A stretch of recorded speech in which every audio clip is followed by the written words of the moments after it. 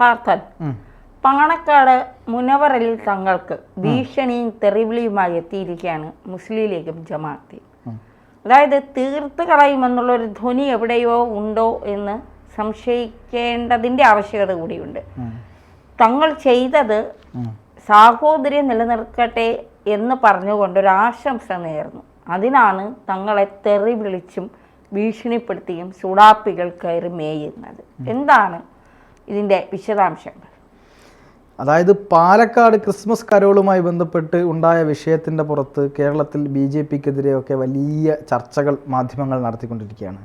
Hindu Christian ഐക്യം വരുന്നു, അതെങ്ങനെയെങ്കിലും തടയിടണമെന്നൊക്കെ ലക്ഷ്യത്തോടു കൂടി BJPക്കെതിരെ, BJP ക്രിസ്ത്യൻസിനെതിരാണെന്നൊക്കെ പറഞ്ഞുകൊണ്ട് വൻ ചർച്ചയാണ്. പക്ഷേ ഈ ഫേസ്ബുക്ക് പോസ്റ്റും ഇത്തരത്തിൽ ഇതിൻ്റെ അടിയിൽ വന്ന ഇത്തരം നാറിയ കമൻറ്റുകളുമൊന്നും കേരളത്തിലെ മുഖ്യധാരാ മാധ്യമങ്ങൾ കാണുന്നില്ല. പരുത്തിക്കാട് മാഡം ഇത് കണ്ടിട്ടില്ല, അരുൺകുമാർ കണ്ടിട്ടില്ല, ഷാനി കാണുന്നേയില്ല, മാതൃഭൂമിയിലെ ഒരുപറ്റം ജേർണലിസ്റ്റുകൾ ഇവർ സംഭവം അറിയില്ല, 24 ആളുകൾ ഇത് അറിയില്ല, ഒന്നും അറിയില്ല. പോട്ടെ, അത് വിട്ടേക്കാം, അവരറിയില്ല, അവർ കണ്ണുപൊട്ടന്മാരും ഞങ്ങൾ ബധിരരും മൂകരുമാണ്, പോട്ടെ ഒഴിവാക്കാം. ഇവിടെ എന്താ തന്നെയാണ് സംഭവിച്ചത്? യഥാർത്ഥത്തിൽ പാണക്കാട് കുടുംബത്തിലെ ഏറ്റവും, അതായത് സാദിഖ് അലി ശിഹാബ് തങ്ങൾ കഴിഞ്ഞാൽ ഏറ്റവും പ്രാധാന്യം അർഹിക്കുന്ന ഒരാളാണ് മുനവർ അലി ശിഹാബ് തങ്ങൾ. അദ്ദേഹം ഒരു നല്ല വിദ്യാഭ്യാസമുള്ള യൂത്ത് ലീഗുമൊക്കെയായി ബന്ധപ്പെട്ട് വളരെയധികം കാര്യങ്ങളൊക്കെ ചെയ്യുന്ന നല്ലൊരു നേതാവാണ്. അദ്ദേഹം ഇട്ടൊരു ഫേസ്ബുക്ക് പോസ്റ്റാണ്. അദ്ദേഹം ഇട്ടിരിക്കുന്ന പോസ്റ്റ് എന്ന് പറയുന്നത് ഹൃദയങ്ങളിൽ പ്രതീക്ഷയുടെ നക്ഷത്രങ്ങൾ നിറയട്ടെ എന്ന് പറഞ്ഞുകൊണ്ട് ഹാപ്പി ക്രിസ്മസ്, മേരി ക്രിസ്മസ് എന്ന് പറഞ്ഞുകൊണ്ട് അദ്ദേഹം ഒരു പോസ്റ്റ് പങ്കുവച്ചിട്ടുണ്ട്. പ്രതീക്ഷയുടെ സന്ദേശമാണ് ക്രിസ്തുമസ്. യേശുദേവന്റെ സ്മരണകൾ പുതുക്കി ക്രിസ്തീയ സഹോദരങ്ങൾ ക്രിസ്തുമസ് ആഘോഷിക്കുമ്പോൾ അത് നാടിൻ്റെ വൈവിധ്യപൂർണ്ണമായ സംസ്കാരത്തിൻ്റെ അടയാളപ്പെടുത്തൽ കൂടിയാണ്. ഡിസംബർ മാസത്തിൽ ക്രിസ്തു പിറന്ന ആ ദിനത്തിൽ ക്രിസ്തുമസ് നക്ഷത്രങ്ങൾ പകരുന്ന സാഹോദര്യത്തിൻ്റെ സന്ദേശം വളരെ വലുതാണ്. സ്നേഹവും സന്തോഷവും സമഭാവനയുമാണ് ഈ ആഘോഷം കാലത്തിന് പകർന്നു നൽകുന്നത് എന്ന് തുടങ്ങുന്ന ഒരു സാധാരണ നമ്മളൊക്കെ ഇടുന്ന തരത്തിലുള്ള ഒരു ഫേസ്ബുക്ക് പോസ്റ്റ് അദ്ദേഹം പങ്കുവച്ചിട്ടുണ്ട്. പക്ഷേ അതിനടിയിൽ വന്നിട്ട് മുസ്ലിം ലീഗ് പ്രവർത്തകരും അതുപോലെ തന്നെ ജമാഅത്തെ ഇസ്ലാമി സുഡാപ്പികളും ചേർന്ന് ഒരു പാണക്കാട് കുടുംബത്തിലെ ഒരു തങ്ങൾക്കെതിരെ, ലീഗ് നേതാവിനെതിരെ അദ്ദേഹം എന്ത് പറയണമെന്ന് പോലും ഞങ്ങൾ തീരുമാനിക്കുമെന്നുള്ള രീതിയിൽ വളരെ വലിയ വൃത്തികെട്ട കമൻറ്റുകളും ഭീഷണിയാണ് വരുന്നത്. ഓരോ മതവിശ്വാസിക്കും അവനവൻ്റെ ആചാരങ്ങളിലും വിശ്വാസങ്ങളിലും മുറുകെ പിടിച്ചുകൊണ്ട് തന്നെ മറ്റ് ഇതര മതസ്ഥരോട് സ്നേഹത്തോടെയും സൗഹാർദ്ദത്തോടെയും സഹവർത്തിക്കാൻ സാധ്യമാവുമെന്നിരിക്കെ സൗഹാർദ്ദത്തിൻ്റെയും ഐക്യത്തിൻ്റെയും പേര് പറഞ്ഞ് മറ്റു മതസ്ഥരുടെ വിശ്വാസങ്ങളിലും ആചാരങ്ങളിലും പങ്കുചേരുന്നത് അവനവൻ്റെ മതത്തോടും വിശ്വാസത്തോടും കാണിക്കുന്ന വഞ്ചനയാണെന്ന് സൊഫ്വാൻ അറവങ്കര എന്ന് പറയുന്ന ഒരാൾ പോസ്റ്റ് ഇട്ടിട്ടുണ്ട്. അതിനിടയിൽ ഈ 6-ാം നൂറ്റാണ്ടിലെ കുറേ പണ്ഡിതന്മാർ കമൻറ്റ് ബോക്സിൽ കടന്ന് വരികുന്നുണ്ടല്ലോ എന്ന് ചോദിക്കുന്ന ചില ആൾക്കാരുണ്ട്. ഇതുപോലെ തന്നെ പടച്ചവന് കുഞ്ഞു പിറന്നു എന്ന് പറഞ്ഞ് മറ്റു മതക്കാർ ആഘോഷിക്കുമ്പോൾ അതിൽ പങ്കുകൊള്ളാനോ ആശംസ അർപ്പിക്കാനോ യഥാർത്ഥ മുസ്ലിമിന് സാധ്യമല്ല. അതായത് താൻ യഥാർത്ഥ മുസ്ലിം അല്ലടോ ഹേ എന്നാണ് പറയുന്നത്. വിശുദ്ധ ഖുർആൻ വളരെ കണിശമായി എതിർത്ത വിശ്വാസമാണത്. മതസൗഹാർദ്ദം പരസ്പര ഐക്യത്തിലും കാരുണ്യത്തിലുമാണ് വേണ്ടത്. എന്താണ് കാരുണ്യം? മതാഘോഷങ്ങളിലും ആരാധനകളിലും അല്ല എന്ന് വളരെ വിശദമായി അദ്ദേഹത്തിന് ക്ലാസ് എടുത്തു കൊടുക്കുന്നു അർഷാദ് ഷിബിലി എന്ന് പറയുന്ന അദ്ദേഹം സുഡാപ്പിയാണോ എന്ന് എനിക്കറിയില്ല, എന്തായാലും വർഗീയവാദി എന്ന് പറയാം.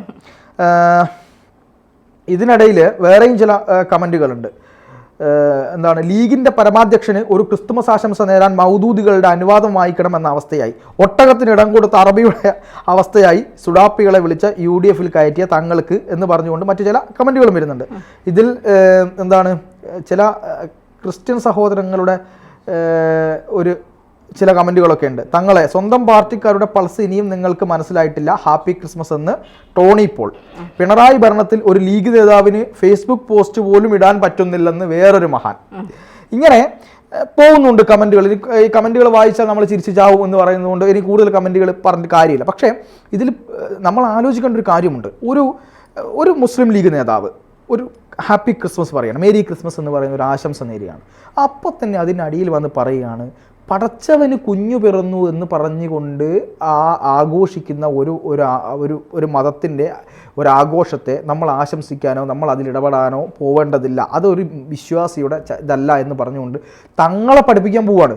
എത്രമാത്രം ഇടുങ്ങിയ ചിന്താഗതിയിലാണ് കേരളത്തിലെ സുഡാപ്പി കുഞ്ഞുങ്ങൾ എത്തിയിരിക്കുന്നത്, കേരളത്തിലെ മുസ്ലിം ലീഗിലെ ഒരു വിഭാഗം എത്തിയിരിക്കുന്നത് നമ്മൾ ചിന്തിക്കണം. ഇവിടെ ശിഹാബ് തങ്ങൾക്കെതിരെ പോലും പിന്നെ ഇത്തരത്തിലൊരു സംസാരം വരണമെങ്കിൽ എത്രത്തോളം ഉണ്ട് അതിൻ്റെ ആഴം എന്നാണ് നമ്മൾ മനസ്സിലാക്കേണ്ടത്. ഞാൻ നേരത്തെയും പറഞ്ഞൊരു കാര്യമുണ്ടായിരുന്നു, അടുപ്പുകൂട്ടി ചർച്ചകൾ കേരളത്തിലെ ഇസ്ലാമിക സമൂഹങ്ങൾക്കിടയിൽ കൊടുക്കുന്ന വർഗീയതയുടെ പ്രശ്നം എത്രത്തോളം ഉണ്ട് എന്ന്. ഇവിടെ സുന്നി ഒരിക്കൽ എന്താണ് എനിക്ക് തോന്നുന്നു EK സുന്നി വിഭാഗത്തിൻ്റെ ഒരു നേതാവ് അദ്ദേഹം പറഞ്ഞിട്ടുണ്ട്, ഈ മീഡിയ വണ്ണിനോട് പറഞ്ഞിട്ടുണ്ട്, നിങ്ങൾ ജമാഅത്തെ ഇസ്ലാമിയുടെ സ്ഥാപനമാണ്, അതുകൊണ്ട് ഞങ്ങൾക്ക് നിങ്ങളെ കണ്ണെടുത്താൽ കണ്ടുകൂടാ എന്ന് പറഞ്ഞുകൊണ്ട് ഒരു ബൈറ്റ് കൊടുത്ത് നമ്മളോട് ചർച്ച ചെയ്തു.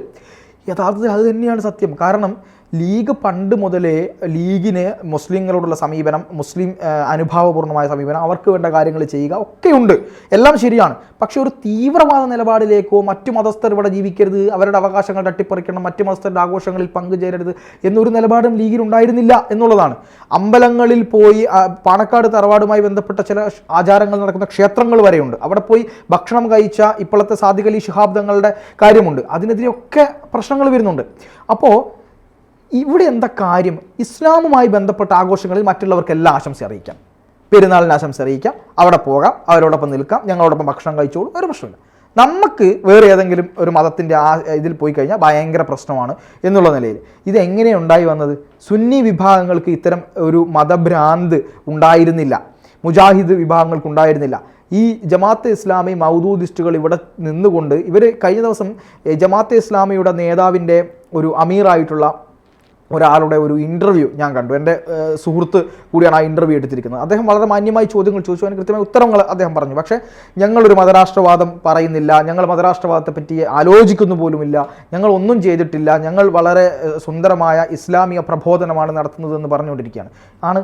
ഇസ്ലാമിക പ്രബോധനമാണ് നടത്തുന്നത്, പക്ഷേ ഇസ്ലാമിൻ്റെ പ്രബോധനം എന്ന് പറയുന്നത് ഈ തരത്തിലുള്ള പ്രബോധനങ്ങളാണ് ഇവർ നടത്തിക്കൊണ്ടിരിക്കുന്നത്. കാരണം ഒരു മതവുമായി ബന്ധപ്പെട്ട് നമ്മൾ ഒന്നും തന്നെ ചെയ്യാൻ പാടില്ല, കാരണം അവരുടെ ആചാരങ്ങളിൽ പങ്കെടുക്കാൻ പാടില്ല എന്നൊക്കെ പറഞ്ഞ് ഒരു പുതിയ യുവതയുടെ, പുതിയ ഇസ്ലാം സമൂഹത്തിലെ പുതിയ കുട്ടികളുടെ തലയിലേക്ക് ഇത്തരത്തിലുള്ള വിഷങ്ങൾ കുത്തിവെച്ച് ലീഗിൽ നിൽക്കുന്ന, സമസ്തയിൽ നിൽക്കുന്ന ആളുകൾക്ക് പോലും ഇത്തരത്തിൽ ഒരു മറ്റ് മതങ്ങളോട് വിഷമമുണ്ടാക്കുന്ന അല്ലെങ്കിൽ വെറുപ്പുണ്ടാക്കുന്ന തരത്തിലേക്ക് ഇവന്മാർ മാറിയിരിക്കുന്നു എന്നുള്ളതാണ്.